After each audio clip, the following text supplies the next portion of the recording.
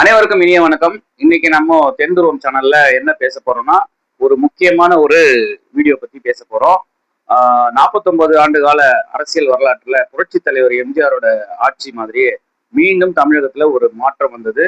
அது வந்து தவிக அரசு விஜய் அவர்கள் அதே மாதிரி புரட்சி தலைவர் மாதிரியே தனிப்பெரும் கட்சியா கிட்டத்தட்ட 35% வாக்குகள் கிட்ட பெற்று இன்னைக்கு முதலமைச்சரா இருக்காரு. எல்லா கட்சிக்குமே வந்து மிகப்பெரிய தலையில இடி விழுந்த அளவுக்கு அவரு ஒரு மிகப்பெரிய புரட்சியை பண்ணியிருக்காரு. அதே மாதிரி இன்னொரு விஷயம் இவங்க ரெண்டு பேருக்குள்ளேயும் ஒரு ஒத்துமை ஒண்ணு இருக்கு. அது என்னன்றத வாங்க வீடியோக்குள்ள போய் பார்க்கலாம். வணக்கம். நாம இன்னைக்கு 49 ஆண்டு கால அந்த அரசியல் ஒற்றுமை மாதிரியே இன்னொரு ஒற்றுமை இருக்குன்னு சொல்றோம் இல்லையா? அது என்னன்னு பாத்தீங்கன்னா, புரட்சி தலைவர் எம்ஜிஆர் அவர்கள் 1972ல அரசியல் கட்சி ஆரம்பிக்கிறாரு. ஆரம்பிச்சுட்டு அவர் படங்கள் நடிச்சிட்டு இருக்காரு. அதுக்கு பிறகு பாத்தீங்கன்னா 5 ஆண்டுகளுக்கு அப்புறம் அவர் வந்து 1977ல எம்ஜிஆர் அவர்கள் ஆட்சி அமைக்கிறாரு. இதுல அவர் ஆட்சி அமைக்கும் போது அவரோட கடைசி படமான மதுரை மீட்ட சுந்தரபாண்டியன் படம் வந்து ரிலீஸ் பண்றதுக்கு ரொம்ப கஷ்டப்பட்டார். ஏற்கனவே உலகம் சுற்றும் வாலிபனுக்கே பயங்கர பிரச்சனை பண்ணவங்க இவர் எலெக்ஷன்ல நிற்கும் போது மதுரை மீட்ட சுந்தரபாண்டியன் படமும் வர்றதுக்கு ஏகப்பட்ட தடைகள் இருந்தது. அந்த தடைகள்லாம் மீறி ஜனவரி மாதம், அதாவது 1978ல ஜனவரி மாதத்துல இந்த மதுரை மீட்ட சுந்தரபாண்டியன் படத்தை புரட்சி தலைவர் எம்ஜிஆர் அவர்கள் முதலமைச்சராக இருக்கும்போது ரிலீஸ் செய்தார். ஓகேங்களா? சோ எப்பவுமே என்ன சொல்றாங்க, சினிமாவுக்கும் அரசியலுக்கும் சம்பந்தம் இல்லை, அது சினிமாக்காரங்க, சினிமா வேறு அரசியல் வேறு, அங்க நடிக்கிற மாதிரி இங்க நடிக்க முடியாது அப்படி இப்படின்னு சொல்றாங்க. ஆனா தமிழக வரலாற்றுல பாத்தீங்கன்னா அதிகபட்ச பேர் அரசியல்வாதிகள் சினிமால இருந்து வந்தவங்க தான் இங்க இருக்காங்க. எம்எல்ஏவா இருக்கட்டும், எம்பியா இருக்கட்டும், எதிர்கட்சி தலைவர், முதலமைச்சர், இது எல்லா வரிசையிலுமே இருக்கிறவங்க காமராஜருக்கு அப்புறம் வந்த எல்லாருமே மேக்சிமம் அதிகபட்சமா 90% பேர் சினிமால இருந்து வந்தவங்க தான். இந்த கம்யூனிஸ்ட் கட்சிகள் அந்த மாதிரி இருந்தவங்க மட்டும்தான் வந்து அரசியல் முழு அரசியலாவே இருக்காங்க. மேக்சிமம் இந்த திராவிட கட்சிகள், இப்ப இருக்கிற விஜய் கட்சி, கேப்டன், தேமுதிக எல்லாமே வந்து சினிமால இருந்து இங்க உள்ள வந்தவங்க தான். இந்த 49 ஆண்டு கால ஒற்றுமை என்ன விஜய்க்கும் அவருக்கும்? விஜயும் பாத்தீங்கன்னா நாளைக்கு, அதாவது ஜூலை 23 ஜனநாயகன் படம் ரிலீஸ் ஆகுது. அவருக்குமே ஏகப்பட்ட நெருக்கடி கொடுத்தாங்க.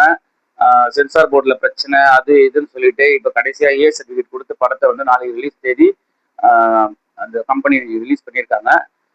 இது வந்து பாத்தீங்கன்னா மிகப்பெரிய சாதனையை படைச்சிருக்கு இந்த படம். இவ்வளோ இத்தனைக்கும் நடுவில் இந்த படம் வர லீக் ஆச்சு.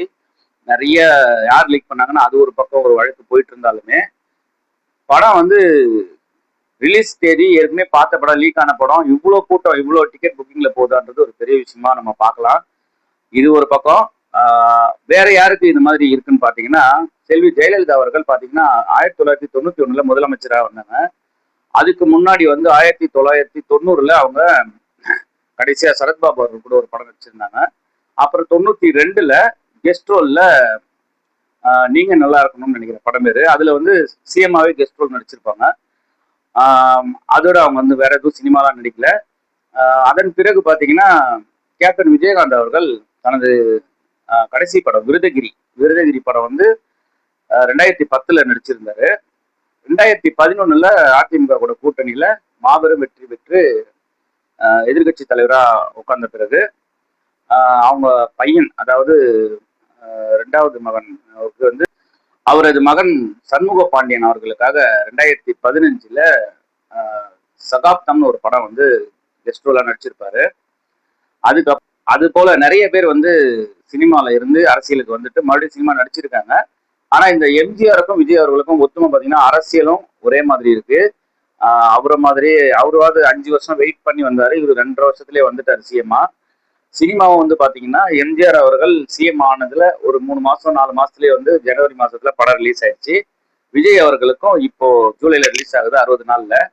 இந்த மாதிரி ரெண்டு பேருக்குள்ள இந்த ஒற்றுமையை பார்க்கும்போது அரசியல் அதிரடிகள் பாத்தீங்கன்னா, எம்ஜிஆர் முதல் முறை ஆட்சி காலங்கள் இருக்கு இல்லையா, 77ல இருந்து அந்த 80 காலங்கள்லாம் இருக்கு இல்லையா, அப்போ வந்து எப்படி அதிரடியா ஊழலை ஒழிச்சு உள்ள இருக்கிற அந்த மொத்த சிஸ்டத்தையுமே ஒரு உழுக்குனாரு.